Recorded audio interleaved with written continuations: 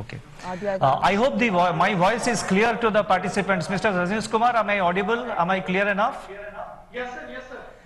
Okay, thank you. Now, the outbreak of COVID-19 pandemic is unambiguously the worst health and economic crisis in the last 100 years during peacetime, with unprecedented negative consequences for output, jobs, and well-being. It has dented the existing world order, global value chains, labor and capital movements across the globe, and needless to say, the socio-economic conditions of large sections of the world population. The COVID-19 pandemic perhaps represents so far the biggest test of robustness and resilience of our economic and financial system. In the extraordinary circumstances that we face today, history could provide us with some useful guidance in respect of the role of central banks. Guided by the age-old wisdom summarized in Bayjort's dictum that ascribes the role of the lender of the last resort to the central bank, the Reserve Bank of India has taken a number of important historic measures to protect our financial system and support the real economy in the current crisis.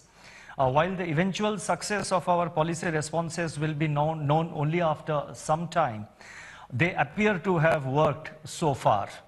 And that gives us a lot of satisfaction, and that inspires us also to take further measures. While reiterating our intent and dedication to steer the economy through the crisis, I would like to highlight certain key aspects of our policy measures. So what I propose to do is to sort of very briefly highlight some of the measures that we have taken, some of the approaches, our broad approach during the current crisis, and with special reference to the aspect of financial stability, because as you know, the central bank, while looking after aspects of reviving growth, supporting the measures being taken by the government in terms of carrying out necessary changes and announcing necessary measures in areas that are in the domain of the Reserve Bank. But at the same time, above all, the Reserve Bank is responsible for the financial stability of the country. And this is one area where I think the Reserve Bank and the financial institutions, and in particular the banks, will have to work in close coordination and in close cooperation to ensure the stability of the financial system in the country. Now, let me first briefly touch upon the monetary policy measures which we have taken. As you would be already aware, the RBI was already in an accommodative stance before the outbreak of COVID-19. And from February 2019 onwards, on cumulative basis, we had cut the repo rate by 135 basis points till the onset of the COVID-19. Now, consistent, and that was done mainly to sort of to tackle the slowdown in growth, which was visible at that time, and we had elaborately touched upon it in our MPC resolutions. Now, consistent with this policy stance, when liquidity conditions, we had also kept them in ample surplus.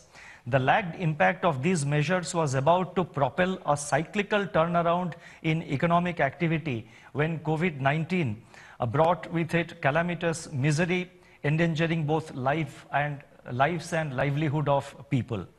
Given the uncertainty regarding the evolution of COVID curve, it was absolutely critical to anticipate the emerging economic risks and take proactive monetary policy actions of sizable magnitude using comprehensive range of policy instruments.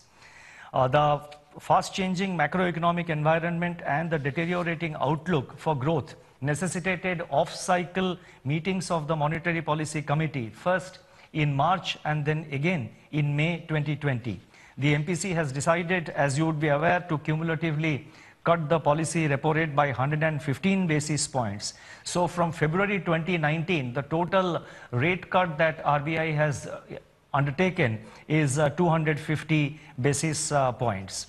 Now, we also focused on liquidity measures. I would not like to go into the details of that. They're already in the public domain. They are known to you. But I would like to just say that both conventional and unconventional monetary and liquidity measures by the Reserve Bank were undertaken, and they were aimed at Number one, restoring market confidence. Number two, alleviating liquidity stress. Number three, easing financial conditions. Number five, unfreezing credit markets. And number six, augmenting the flow of financial resources to those in need for productive purposes. The broader objective was to mitigate the risks to growth outlook while preserving financial stability.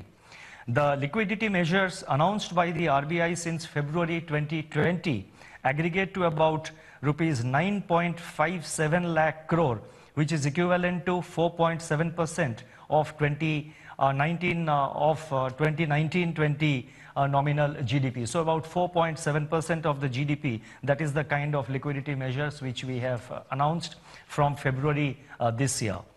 Now, heading into the pandemic, the financial system of the country was in a much improved position, owing mainly to the various regulatory and supervisory initiatives which the Reserve Bank had undertaken. We had put in place a framework for resolution of stressed assets, the 7th June circular and the various other measures that Reserve Bank had undertaken, in addition to implementing multiple measures to strengthen credit discipline and to reduce credit concentration. For 5 years between 2015-16 to 2019-20, the government had infused a total of rupees 3,08,000 crore in public sector banks. As a result of efforts by both Reserve Bank and the Government of India, the overhang of stressed assets in the banking system had declined and capital position has considerably improved. As per available numbers,